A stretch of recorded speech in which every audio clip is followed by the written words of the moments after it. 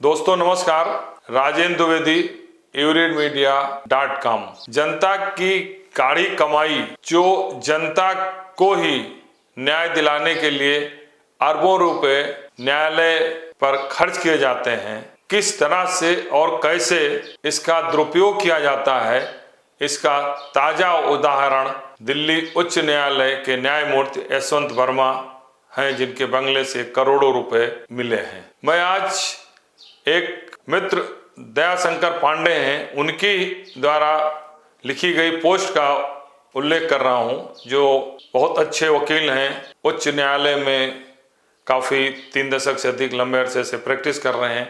उन्होंने अपने पोस्ट में लिखा है कि ये जब सरकारी वकील थे वर्मा जी, तो उनके चैम्बर में पैरोकारी करने के लिए आते थे और बहुत ही विनम्रता के साथ मिलते थे और बहुत अच्छा व्यवहार था। तो इस व्यवहार को देखते हुए जब वो न्यायमूर्ति बन गए इलाहाबाद हाई कोर्ट में, तो वो और उनके एक मित्र जो है वो दोनों एक शादी में गए हुए थे। मुरली मनोहर श्रीवास्तव हैं, तो दोनों इलाहाबाद शादी में गए हुए थे। तो उन्होंने जो लिखा है कि वो सोचा कि भाई बहुत अच्छे व्यक्ति थे तो उन्हें बधाई दे दी जाए। जब दोनों उनके आवास पर इलाहाबाद में बधाई देने पहुंचे तो उन्होंने मिलने से मना कर दिया और ये कहा कि कुछ रिश्तेदार आए हैं इसलिए मिल नहीं सकता हूं।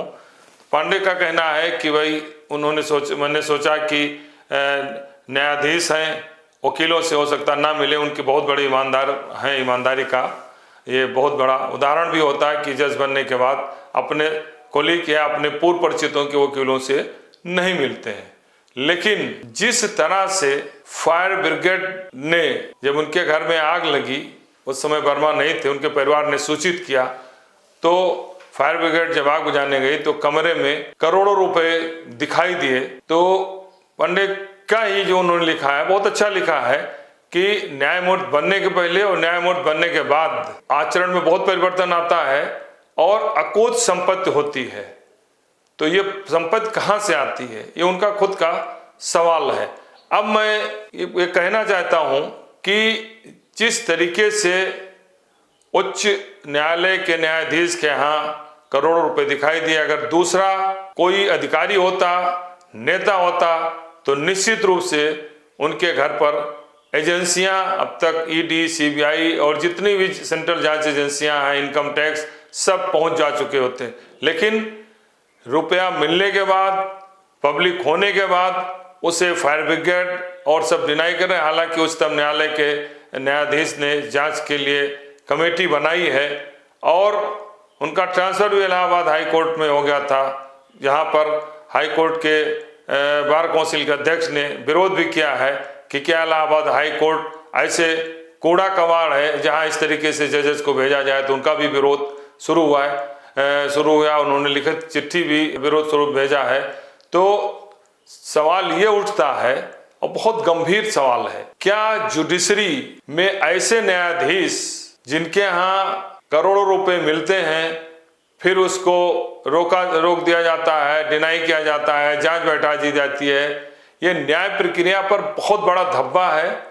और जिस तरीके से न्यायालय और न्याय प्रक्रिया पर आ रही घटनाएं, लग रहे आरोप और इनकी संपत्तियां जज बनने के पहले और जज बनने के बाद में कई गुना का अंतर हो जाता है, वो सब देखते हुए पब्लिक में एक ऐसा स्पष्ट संदेश चला गया है कि न्याय पाना बहुत कठिन है और न्याय प्रक्रिया अब निष्पक्ष नहीं रही है। न्याय प्रक्रिया न्याय देने के लिए अब बहुत ही उचित नहीं कहा सकता, उसमें भी कई तरह के संदेह पैदा हो गए हैं। और पांडे जी ने भी अपने पोस्ट में लिखा है कि अगर दूसरे के यहाँ ऐसा नोट मिला होता तब तो कई जांच एजेंसियां पहुंच गई होती, निश्चित रूप से पहुंच गई होती। तो उच्चतम न्यायालय के न्यायाधीश, मुख्य न्यायाधीश के सामने यह प्रकरण एक बहुत गंभीर और चुनौतीपूर्ण है। इसको छिपाने से कुछ नहीं है, दुनिया सब समझती है, हर चीज सार्वजनिक होता है और सब दिखाई देता है। अब कोई भ्रष्टाचारी, दुराचारी, अत्याचारी ये सोचे कि उसको मीडिया बचा लेगी, बड़े लोग बचा लेंगे, तो इतना सोशल मीडिया और इतने एआई आ चुके हैं कि अब उसमें बचना बहुत मुश्किल है। अब सोच लिए कि कुछ चंद आंखें नहीं, हजारों लाखों आंखें एक एक जो भी महत्वपूर्ण पदों पर उसके देख रहे हैं, तो बचना बड़ा मुश्किल है। लेकिन यहाँ बचा जितना भी लें, इन सबसे बड़ा इम्पॉर्टेंट महत्वपूर्ण सवाल यह है, न्याय प्रक्रिया पर किस तरीके से गंभीर सवाल उठ रहे हैं, ऐसा नहीं उठना चाहिए। क्योंकि और ये भी है, वकीलों का भी कहना, बहुत सारे मित्र जो हमारे हाई कोर्ट में प्रैक्टिस भी करते हैं का कहना है कि अब जो है लोअर कोर्ट में अगर हारते थे जो केस, तो हाई कोर्ट में बड़े भरोसे के साथ आते थे, चलिए उनके साथ अगर लोअर कोर्ट ने उनके हिसाब से अगर न्याय नहीं किया तो हाई कोर्ट मिलेगा। लेकिन अब हाई कोर्ट की स्थिति भी उससे ज़्यादा खराब हो चुकी है। इसका एक बहुत बड़ा उदाहरण आप कह सकते हैं, राहुल गांधी का बहुत एक केस है जिसको लगातार लोअर कोर्ट, गुजरात के हाई कोर्ट फिर से गुजरते हुए पर सुप्रीम कोर्ट ने रिलीफ दिया। तो सुप्रीम कोर्ट कितने लोग जा सकते हैं, कितने प्रतिशत जा सकते हैं? हालांकि सुप्रीम कोर्ट पर के जजेस पे, मुख्य न्यायाधीश पर भी बहुत सारे सवाल उठ रहे हैं।